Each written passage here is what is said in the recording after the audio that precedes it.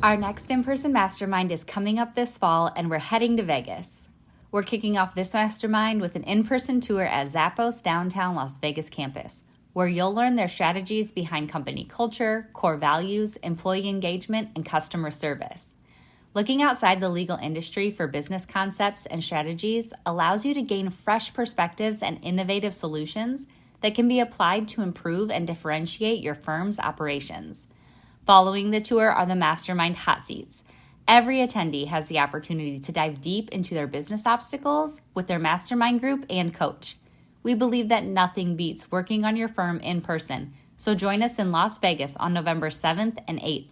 This is your chance to break through barriers, spark new ideas, and accelerate your law firm's success. Limited spots are available. Visit maxlawevents.com for full event details and to grab your ticket today.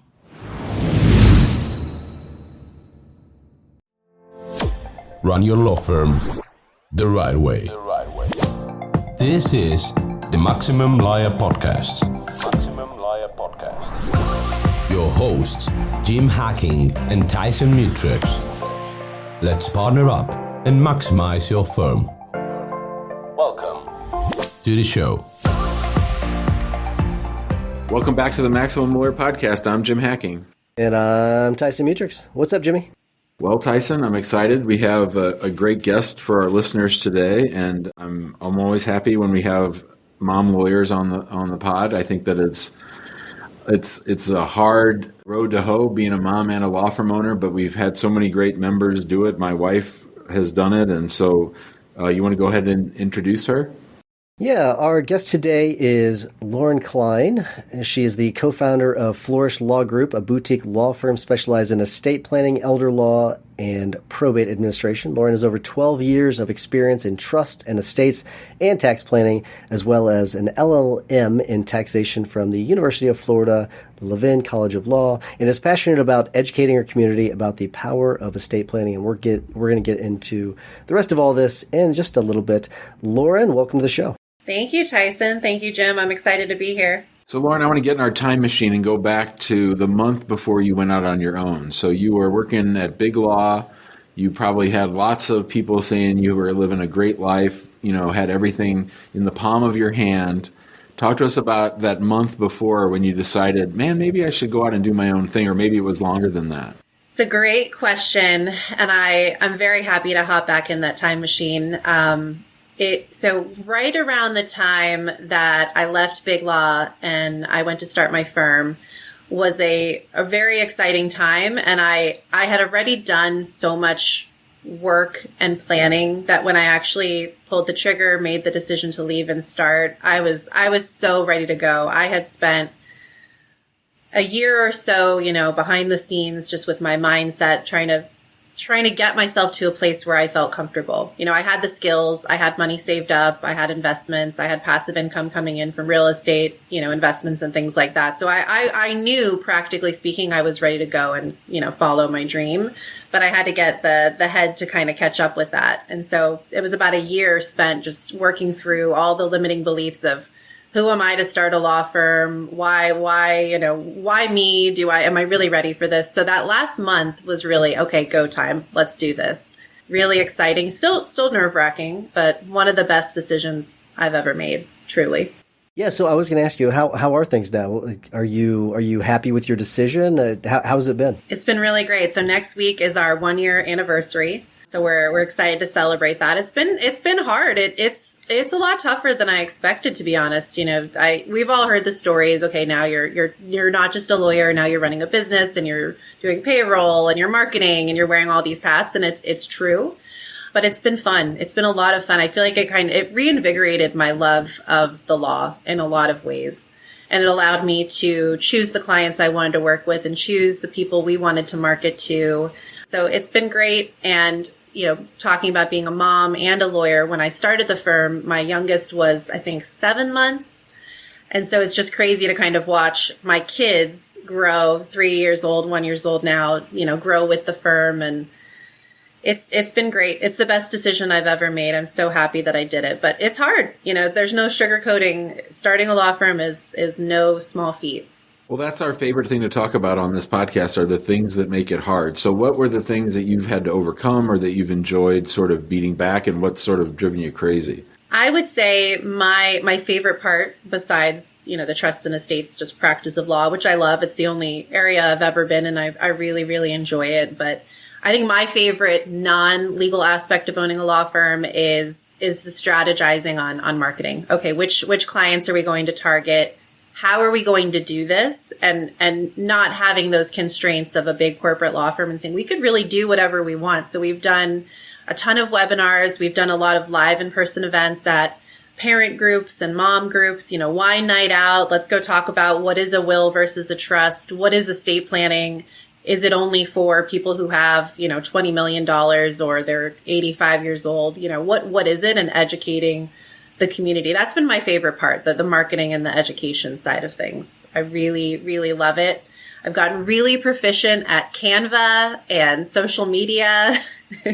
Eventually we're going to have to delegate it more, but I do love it a lot, which was surprising. Yeah, there's a lot that goes into running a law firm. And I wonder what, in your opinion, what do you think is the most valuable use of your time right now?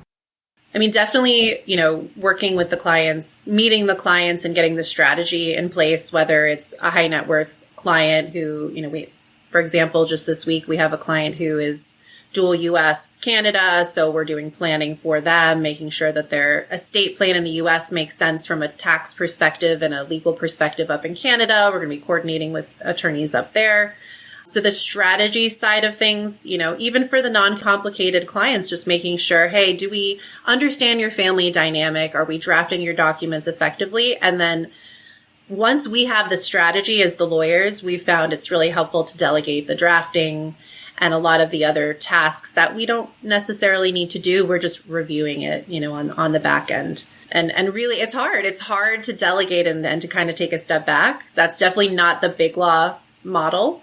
So that's I've kind of had to unlearn a lot of those tendencies that I learned in big law. I like that way you phrase it, the things that we don't need to be doing. And you say that, we know a lot of lawyers really struggle with that delegation, as you mentioned. How did you sort of get over that? How did you actually make that shift in mindset? It's still a struggle, but I knew in that year that I mentioned, I referenced, getting my mindset ready. I knew that if I was going to start my own firm, I didn't want it to be a situation where it's me or, I have a partner, me and my partner just wearing every single hat and struggling, and not making a lot of money or, working 18-hour days in order to make the money that we want. I knew that's not the life I wanted. And I'm very much all about being intentional. And so we really designed our firm from the beginning to have processes and procedures written down, very clear. We try very hard to get our team members really engaged and know what their roles are and lead by agreement where we all agree this is what we're doing, not dictatorship. That's been my relationship with many bosses in the past. And I don't think it works. It doesn't keep people motivated and loyal. So we were really intentional about it, but that's not to say that it isn't hard. It's really tough to kind of, hand a client over to someone else or hand a task over to someone else. As attorneys, we are generally A-type and naturally control freaks, which can be really hard to unlearn. That's for sure. So you have a couple of coaching programs that I want to ask you about. And so they're mindset and success coaching programs. One's for law students and then one's for lawyers. I want to talk about the one for law students. So what was the mindset behind doing that? And tell us a little bit more about it. So when I got the job offer to work in big law, I had been practicing at that point maybe 4 years. Before that, I was at a boutique firm. I was the only tax associate and I was stressed like crazy. I did not know how to take care of myself mentally, physically. I just kind of thought I had to run myself ragged in order to be successful. So I thought, okay, if I'm now accepting this job at this big law firm, making, twice as much money, if not more, how am I going to be able to handle that if I'm already really stressed out and don't feel like I have the tools? Adding to that, I had a really long drive. I was commuting from Fort Lauderdale to Brickell. So I was like, you know what? I'm going to take this time. I'm going to dive really deep into personal development and personal finance. Because if I'm going to go to this big firm and really dedicate my time and my life and blood, sweat, and tears to working in this big law environment, I want to make sure I'm doing it in a smart way. That I understand my money and my money is working for me. I had read, Rich Dad, Poor Dad in college, and I was like, okay, I think this is what he was talking about. I can be this high earner, but if I don't know where my money's going and how I'm using it, what am I doing? And then also, if I don't have a good grasp on my mindset and I'm not confident and I have all these limiting beliefs and I'm just like anxious all the time, that's not good either. And we all know that's kind of the norm in the legal profession. So I took this deep dive into personal development, personal finance, and I just wanted to be okay. But what happened, which was very surprising to me, was all of a sudden, I just took off like a rocket. I was more confident at work. I was, we'd sit down in these big strategy meetings for these high net worth clients, estate tax planning, and all of a sudden I was coming up with ideas. I was more focused and I was more clear. And so by getting just a good grasp on my own mindset and meditating and working out, I was becoming a better lawyer. And I was like, oh my God, this was not my intention, but it was amazing. So flash forward, pandemic hits, I'm pregnant with my first son. I'm sitting in my home office, like all of us were. I was working so many hours a day, and I was listening to all these life coaches, just trying to keep myself, above water, like we all were. And I had this aha moment. There's coaches out there for lawyers, but I was like, why don't we have this for law school? I think by now we've all heard the stats from it, whether it's the ABA or other organizations. The mental health statistics in law school are abysmal. They're bad. They're awful. And, maybe the school will come up with an initiative or a law firm will come up with an initiative, and it usually doesn't do anything. And I thought, why don't I do this for law students? Why don't I create a program in a community where law students can understand their mindset, learn to dream big, set financial goals, set life goals, and have a place where we can think positively, rather than you get to your first day of law school orientation and they're like, you're going to be miserable and it's going to suck. And, only look to your left, look to your right. Those two people won't be here in 5 years. That's kind of the mentality. And I said, why don't we, kind of flip the script a little bit? And that's how the idea was born. So let's go from there. So what did you do? How did you start it? And what's it looking like now? So I started with a beta group of 6 students, it was 5 law students, 1 pre-law, and we created the program together. So there's modules ranging from, designing your law school and lawyer avatar. Where do you see yourself? We do an exercise that I do every year where I write a letter to myself now from Lauren 2 years or 5 years ahead of time. And I say, okay, where do I want to be? Who am I spending time with? What am I doing? What am I wearing? What am I driving? Where am I working? And I reverse engineer my life based on where I want to be in X amount of time. So we do that with the law students. We talk about money mindset and abundance and manifestation. We talk about organizing your day, your week, your semester, and your law school experience. So we are intentionally moving through law school rather than just all marching towards big law or, the dream job and winding up there, not even really enjoying that area of law. We talk a lot about networking because networking for me has been the biggest boost in my career other than the mindset of, grades are important, yes, but the people that and the relationships that you build are, in my opinion, way more important. We talk about time management. We talk about overcoming limiting beliefs. And so we created this program together, myself and these beta students. And it really was just magical. And so now I offer this program to law students, pre-law students, anywhere. It's really affordable. We offer monthly yoga classes taught by my good friend up in Canada, who is a partner at a law firm and an owner of a yoga company just for lawyers. So cool. We do meditation. We bring in thought leaders. We talk about money. It's all my favorite things and all the things that I think the legal industry sorely needs. And now we have a new program that we're rolling out for new lawyers as well. It's another time in that legal career where it's a huge transition. So many things come up. And I think that, kind of talking about all of these same issues as you're transitioning from law school into your legal practice will be really, really invaluable. I think that's great. And so I know that this probably was not the intention, but I do wonder, is there any benefit to your business from doing this where maybe you get referrals from it? Because I do think that there's a pretty clever strategy in there where you could do something like this for law students and then use that to get referrals. So I just wonder if there's maybe some residual benefits to it. Yeah, there are. And it was 100% unintentional. When I started the firm, I was talking to a friend of mine who's in marketing, and she's like, "Do you know what you've just done? You've created a funnel." And I was like, "I don't know what that means, and I didn't mean to do that, but awesome. Sounds great," especially because we do talk a lot about money, in my course, both the Law School Success Blueprint and the Lawyer Success Blueprint. And I'm really passionate about talking about money with law students and lawyers because I was basically if you're looking at like the law from like a very, general perspective, I was about to make partner at a big law firm. I was kind of rubbing elbows with some of the top partners in this big firm. And I realized that even though they were making a lot of money, they did not feel wealthy. They did not feel abundant. Are you tired of the marketing guessing game? Does your website feel more like a digital billboard than a client magnet? If you're nodding along, you're not alone. And it's time to stop the uncertainty and start getting real results. Let's talk about your marketing spend. Are you just shelling out money every month and crossing your fingers?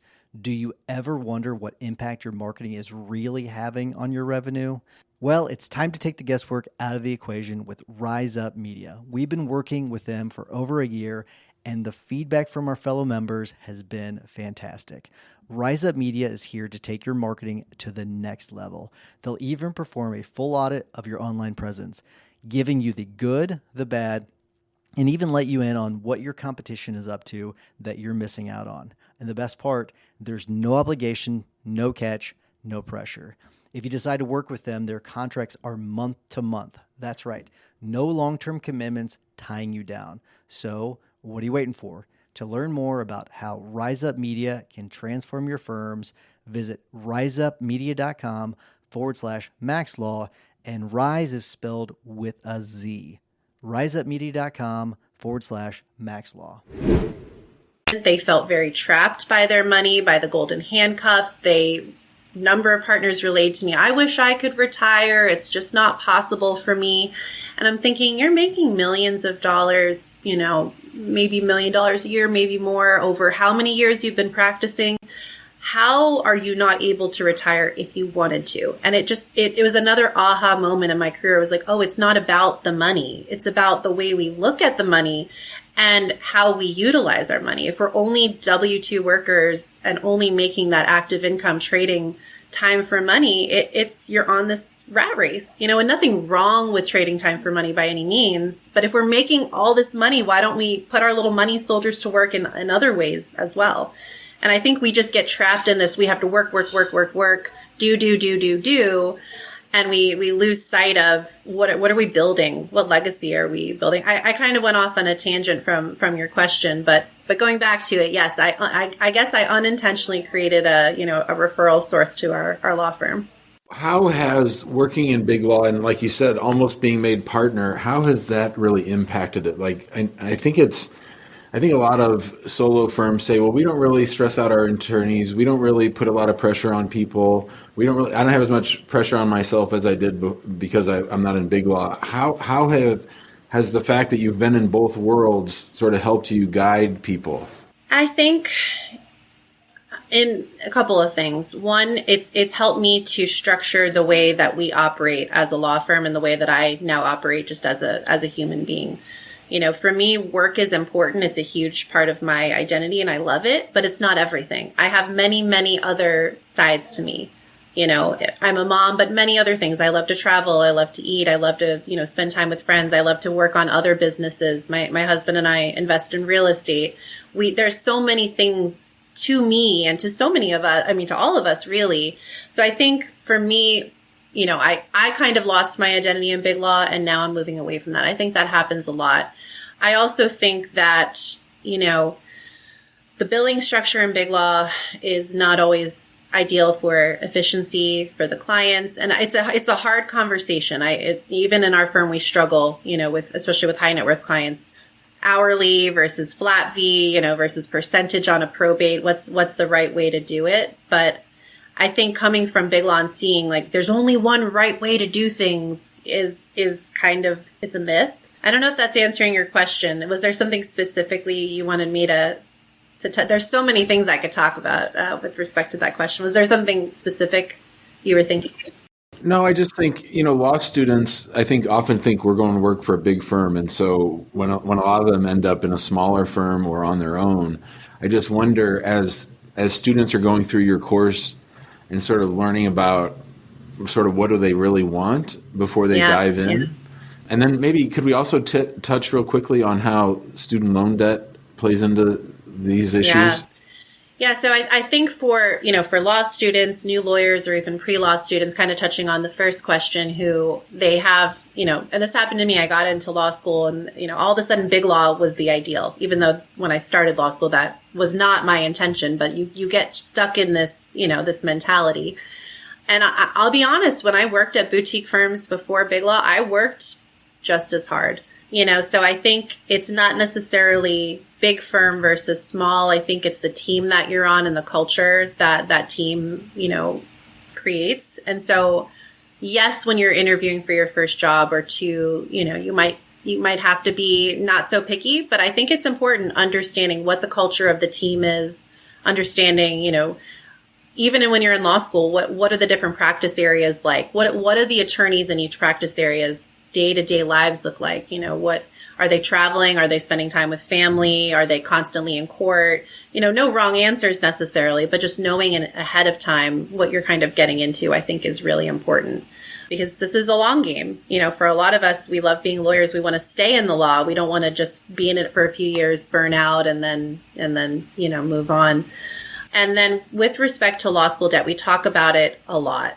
We talk about it from a mindset perspective and a practical perspective. So from a mindset perspective, I always tell students, because it's one of the first questions they usually ask me, I have all this law school debt. It's stressing me out. I don't know what to do. And I say, let's just take a step back, because we could go down the rabbit hole of law school is very expensive and wages aren't growing at the same rate. We could go down that rabbit hole, but we can't change that in this moment. So I think we should table that and think about what we can change and how we can look at things. And I always tell my students, debt is not positive or negative. It's a neutral thing. It's a circumstance. We get to choose how we feel about it. If we buy a house and we're sitting in the house, most of us aren't like, oh man, this mortgage sucks. Like, you're not thinking about it constantly. You're like, wow, I have a house. This is great. With law school debt, it's different. It's, oh man, it's this shackle around my neck. This is awful. It's bad. It's negative. And I tell my students, look, we can choose how we talk about our money, how we talk about our debt. Let's take a step back and just say, okay, I made this investment in myself. I took this sum of money and now I owe it, and it's an investment in myself. Let's just start there so we can kind of take that negative energy away from it. And that's always my starting point. And then it's okay. Do you understand how much you owe? Do you understand the repayment? Do you understand your options? And do you understand how much you're going to be making? Do you have a budget? Do you have, an understanding of how to negotiate a salary? There's so many factors that go into it and how we're going to pay it off. And just being smart about it. And there's so many good, financial advisors out there who will specifically help you get a game plan. We help you get a game plan, but I'm not a financial advisor. I'm just an attorney and someone who's passionate about this stuff.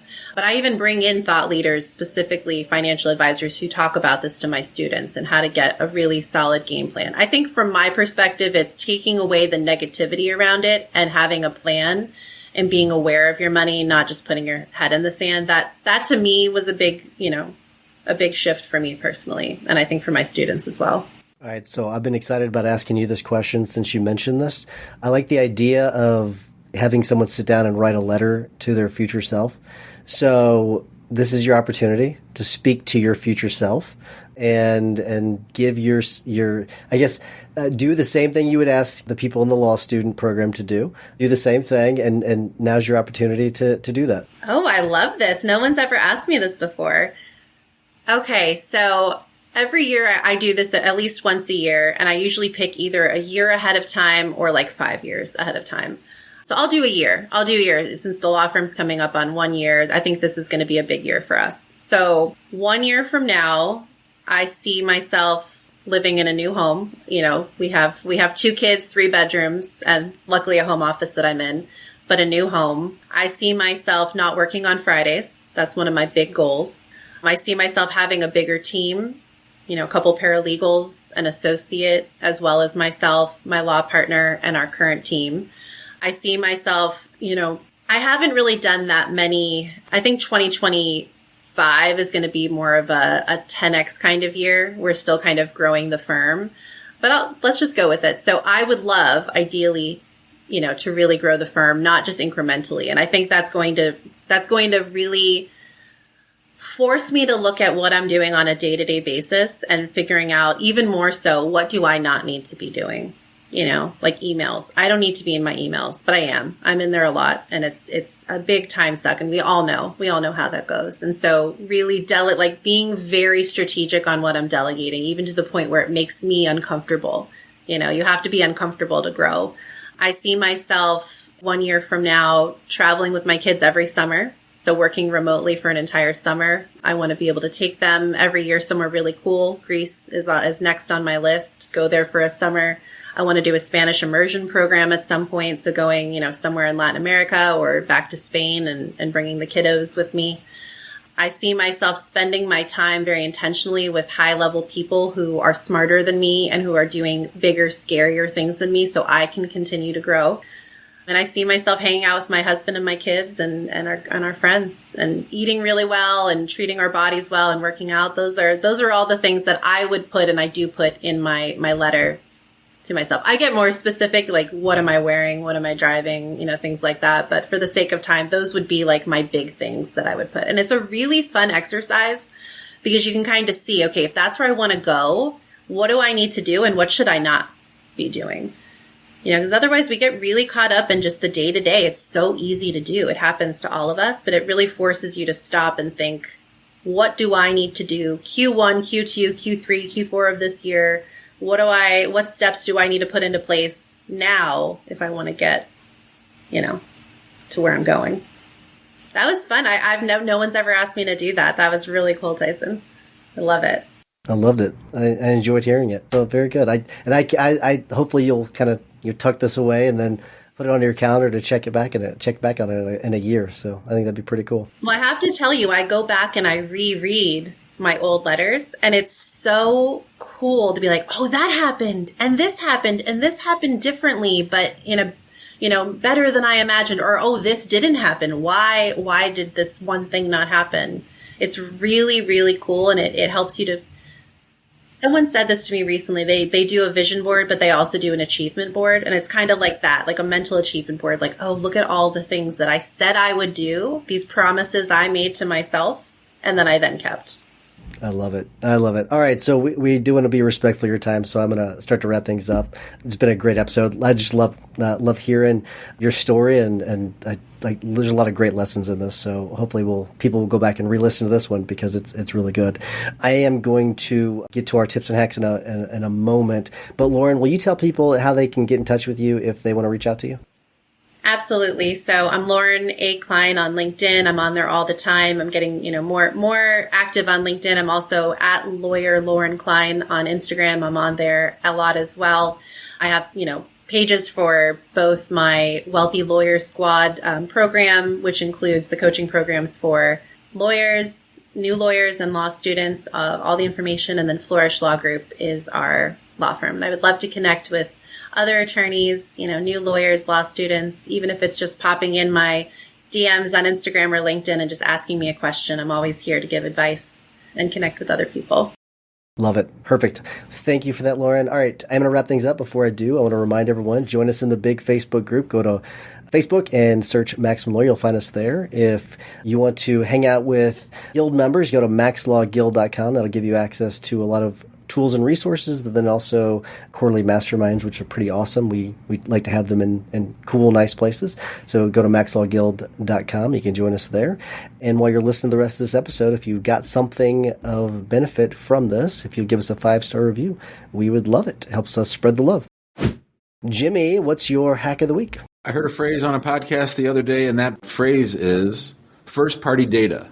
First-party data. And what that means is emails and cell phone numbers from people that consume your content. If you are relying on these social media platforms to be your conduit between them and you, you're going to be in real trouble if they kick you off or if they change their rules or if they start charging for that kind of stuff. From the very first YouTube video I did back in 2013, I had a call to action, and at the end of it was to try to find ways to get people to call or email our office.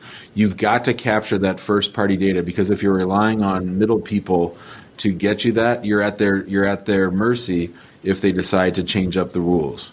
That's extremely valuable advice. That's really good, Jimbo. I don't think that anybody's come remotely close to actually making that offer or offering that as advice. I think it's perfect. Very good, Jimbo. Lauren, we always ask our guests to give a tip or hack of the week. It could be a quote, it could be a book, could be a podcast, you name it. What you got for us? I would say one of my biggest tips, and it's something that I live by in my day-to-day life, is just don't drink the Kool-Aid that in order to be a successful attorney, you have to be overworked and constantly stressed out and unhappy and unhealthy. It's a myth that has been perpetuated time and time again, whether it's by the water cooler or in the content that we're consuming or from your law school or your law firm. But it's just not true. And I think that it's important that we all recognize that we can have happy, joyful, successful, abundant, high earning careers and still enjoy our lives and be happy. So that would be my biggest hack or tip for you guys. Love it. We lost Jim, but very good. Excellent, Lauren. For my tip of the week, it's a good segue from yours. It's just let it go. If you're harboring anger or frustration with someone or with something, just try to let it go. There's no point in harboring that anger. It doesn't benefit you. I like to think it maybe benefits them. That's probably what they want if you are angry. So just let it go. It will serve you very, very well if you can just find a way just to kind of let stuff like that go and just go on and live your life. Focus on yourself and not on other people. So that is my tip of the week. Lauren, thank you so much for coming on. Really appreciate it. It's been a pleasure talking to you.